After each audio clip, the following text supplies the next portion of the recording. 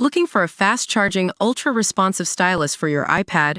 Meet the 2x Fast Charge Active Stylus Pen, designed for 2018 to 2025 Apple iPads. Take your creativity and productivity to the next level. Click the link in the video description to shop now on Amazon. Groveling killer confesses exactly what led him to slaughter entire family after blowing $200k to charm webcam model. She was the woman of his dreams, beautiful, sexy, playful, teasing, who spoke English with an enticing Bulgarian accent. For Grant Amato, 29, Sylvia was the person he had been waiting for to help him break out of the depression and sense of failure he had after losing his job.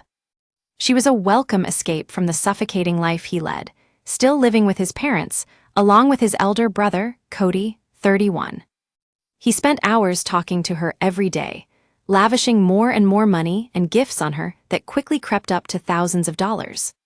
But this was no traditional love story. The pair had only ever interacted together on a computer screen, and it was her job to entice not only him, but hundreds of other clients who paid for her time as a cam girl. And his obsession for her would lead to financial ruin and the callous murder of his parents and brother. Now the harrowing story of Amato's deadly passion is told in the three-part BBC Three series, The Man Who Murdered His Family.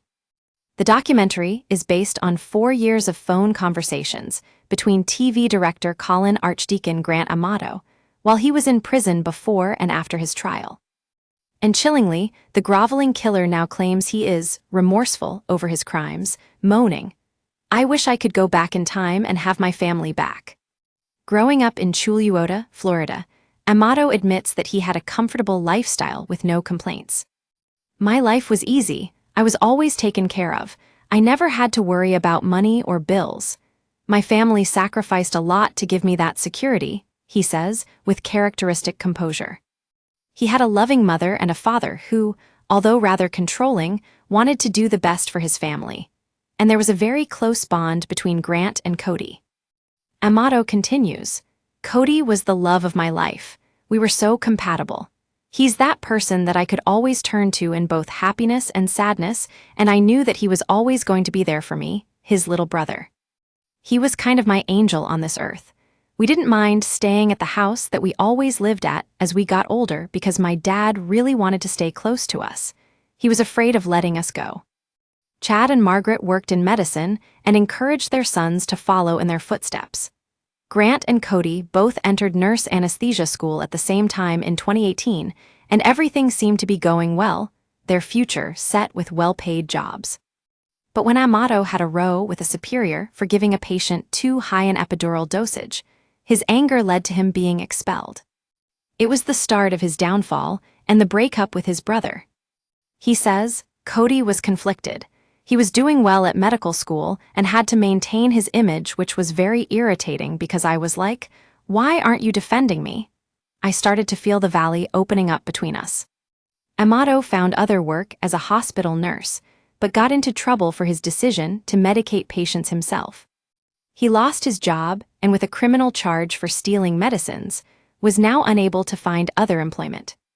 A keen computer games player and fan of the Japanese cartoon anime, he took to spending hours in his bedroom online, until one day he clicked on a banner at the top of the screen featuring a bikini-clad model. It took him to a site that featured attractive models performing erotic shows. Amato says, "That was the first time I ever went to a site like that, and I kind of fell in love with the first girl I met. Her screen name is a die sweet, but through getting to know her, I found out that her name is actually Sylvia." To gain access to a deeper, more intimate online relationship meant paying more. Amato says, "It's like a hierarchy. She did a kind of medieval ranking system where the highest tippers rank are called lords. It became like a competition with other guys to tip the most. When you reached the top of the table, a bell would jingle and everybody would see your name. That's why I was tipping the way that I did, for the attention and the glory of it. I ended up spending between $12,000 and $15,000 a day on her. She had the proverbial power of a Cleopatra. She could get any man she wanted, but when you actually interact with her, she isn't like that. We were acting like a couple of high schoolers who had fallen in love. She would teach me Bulgarian. We became so close. I ended up spending between $12,000 and $15,000 a day on her. She had the proverbial power of a Cleopatra. She could get any man she wanted, but when you actually interact with her, she isn't like that. He presented himself online falsely as a successful BMW driving anesthetist who lived by himself and came across as cool and charming. Fantasy and reality were blurring. At this point in my life, I'm at my lowest, yet I'm experiencing one of the most fulfilling interactions with a human being that I genuinely care for, says the delusional killer. Sylvia puts on this mask, but then she lets you see behind it. Adai is a playful woman, but Sylvia is a lot more vulnerable. The way I acted in that chatroom was comedic, sarcastic, playful. But whenever I came back and interacted with the physical world, I was distant. I was closed off. Angela Jones, PhD, author of Camming, tells the documentary. A lot of these men are not just looking to log in for immediate sexual gratification. They want the girlfriend experience. They want to spend time with the girl, have conversations. They are looking for emotional support. Sylvia was just doing her job. Romanian cam model Anastasia adds that the girls often genuinely become close to their clients. She says, there are boundaries, but you begin to care about these members. It can feel like it's your second family. It's not just about getting naked. Members are looking for intimacy. They want to share their feelings, their experience. Maybe they are going through some rough time and a model just helps them emotionally. It's like a therapy session. Worried about the mental health of his brother, Cody paid for him and Amato to have a trip to Japan, and on the way home, he confessed about Sylvia. Cody had sympathy and even financed more tokens for him to spend on Sylvia, but back home, he told their parents. With everything out in the open, it was a very uncomfortable environment, recalls Amato. After he asked Cody for $50,000 so he could get away and fly to Bulgaria to meet Sylvia in person, the family told him that they were taking him to rehab.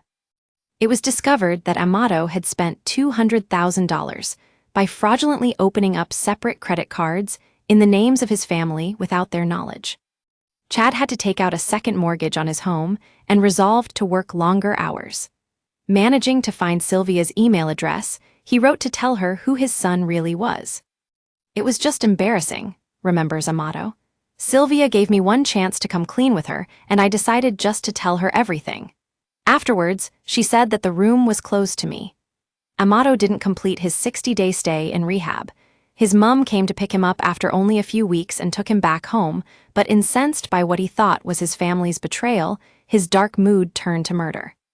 When Cody failed to arrive at work, on January 25, 2019, a work colleague contacted police, who drove to the house. They were greeted by a grim scene. Cody, Chad, and Margaret had all been shot dead in the back of the head. Amato, who had fled the scene, was arrested at a hotel in Orange County, Florida, after his car was recognized by Kevin J. Dark. He was charged with murder, which he denied and continued to deny, even after he was given a life sentence in August 2019. But after his appeal was rejected 18 months later, in a startling confession to filmmaker Colin Archdeacon, he calmly tells him the truth of what happened.